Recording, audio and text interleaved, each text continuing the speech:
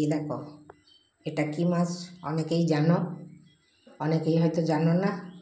এই মাছটা এই দুটো জায়গায় রয়েছে, একটা এইটা রান্না হয়। এই যে উপকরণগুলো নিয়েছি, এই যে কড়াতে কাঁচা তেল দিয়েছি, দিয়ে এবার কি করি তোমরা সেটা একবার দেখো, আমি কীভাবে রান্নাটা করি।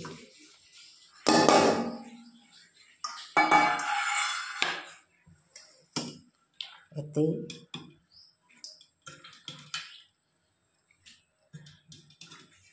মাছটা দিয়ে দিলাম, এবার নুন হলুদ একটু আদা রসুন বাটা সব এতেই দেবো, দিয়ে এমনি করে মাখিয়ে দেবো।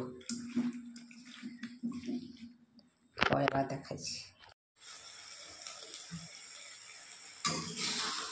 এটা হয়ে এসছে,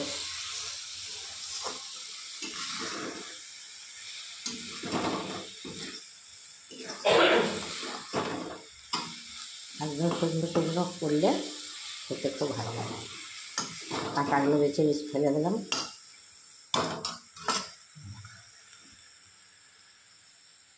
এবার বন্ধ করে দিচ্ছি।